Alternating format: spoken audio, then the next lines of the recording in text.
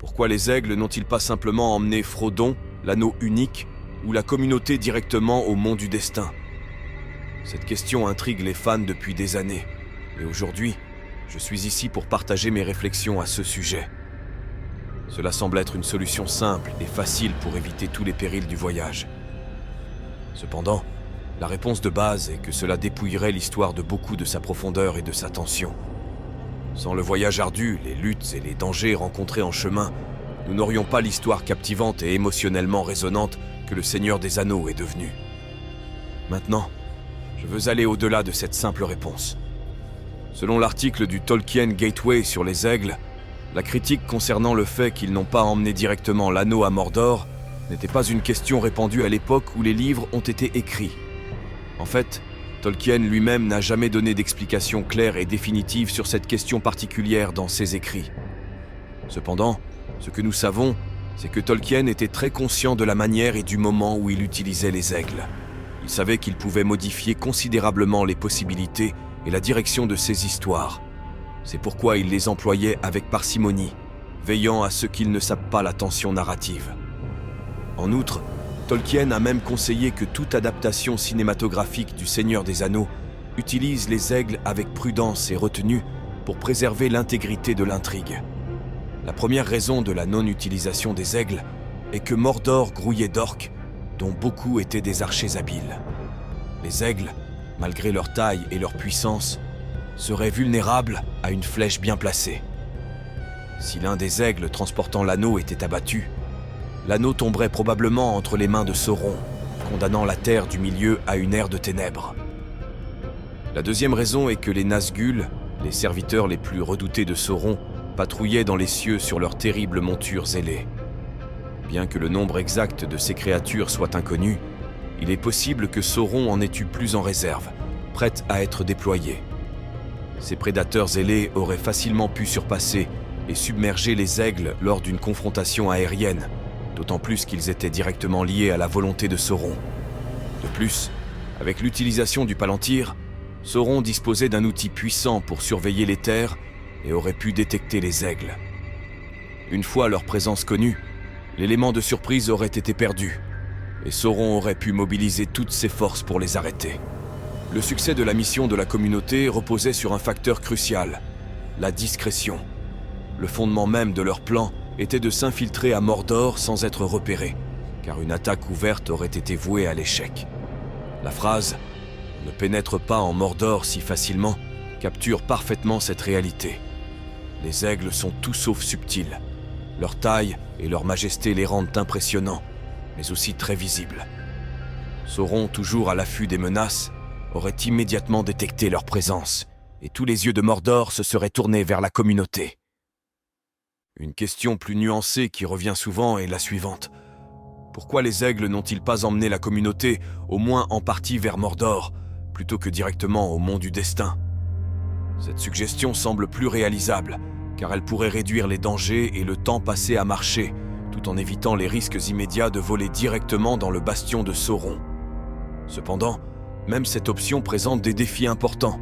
Après la chute de Gandalf à Moria, la communauté s'est retrouvée incertaine quant aux prochaines étapes de leur voyage. Comme Aragorn l'a dit, « Au-delà de l'Othlorien, je ne sais pas ce que Gandalf avait l'intention de faire. » En effet, je ne pense pas que même lui avait une idée claire. Cette incertitude suggère que même si Gandalf avait initialement envisagé d'utiliser les aigles, ce plan a peut-être disparu avec lui, ou peut-être qu'il n'avait jamais prévu de les utiliser.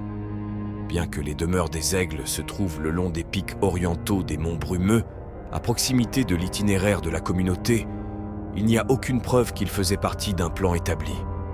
De plus, même voler une partie du chemin n'aurait pas garanti la sécurité. Les forces de Sauron étaient disséminées largement, et même en dehors de Mordor, la communauté aurait pu être repérée par des espions surveillant toute activité inhabituelle. Plutôt que d'être des combattants ou des espions, les aigles servent de messagers et de gardiens des terres paisibles. Leurs interventions sont limitées et spécifiques, intervenant souvent dans des moments de grande nécessité, mais jamais au centre des événements de l'histoire. Gwaihir, le seigneur des aigles, illustre cela lorsqu'il dit à Gandalf après l'avoir sauvé d'Orthanc : « J'ai été envoyé pour porter des nouvelles, pas des fardeaux. » Les aigles aident des personnages, comme lorsqu'ils sauvent la compagnie de Thorin dans Le Hobbit, ou lorsqu'ils participent à des batailles comme celle de Morannon. Toutefois, ils ne changent jamais le cours de l'histoire de manière décisive à eux seuls. La nature des aigles va au-delà de leur rôle de messagers ou de gardiens. Ce sont des créatures d'une signification profonde en Terre du Milieu, directement liées aux Valar, et en particulier à Manwë, le roi des Valar.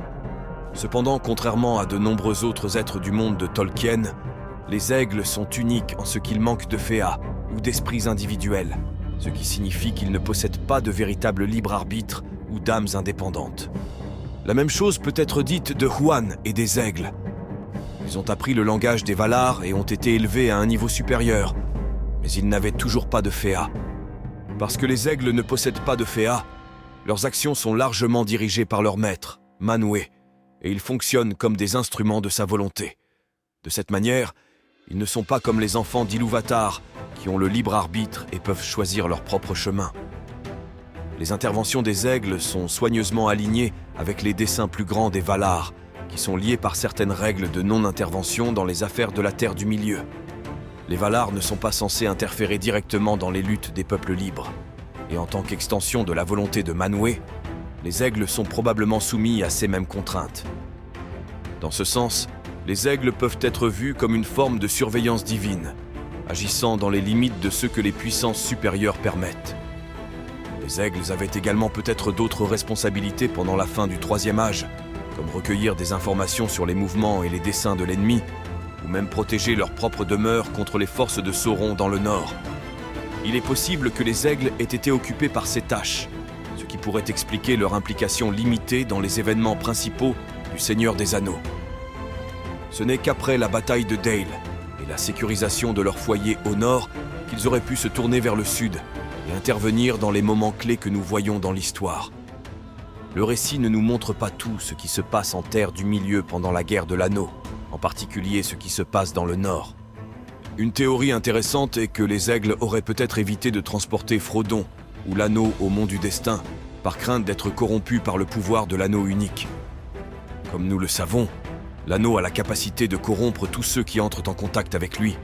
Il se peut que même les aigles auraient voulu éviter son influence dangereuse. Bien que cela soit une préoccupation valable, après tout, l'anneau est un puissant corrupteur, je ne pense personnellement pas que cela s'applique aux aigles. Tout d'abord, les aigles ont transporté Bilbo, qui était en possession de l'anneau unique pendant le Hobbit, sans aucun problème. De plus, puisque les aigles sont des serviteurs directs de Manwë et qu'ils manquent de libre arbitre ou de féas, il est probable qu'ils seraient immunisés contre l'influence corruptrice de l'anneau. Leur rôle en tant qu'extension de la volonté de Manwë les différencie des êtres mortels, et je pense que cette connexion divine les protégerait du pouvoir de l'anneau. Merci beaucoup d'avoir regardé cette vidéo. Si vous l'avez appréciée, celle-ci pourrait vous plaire également.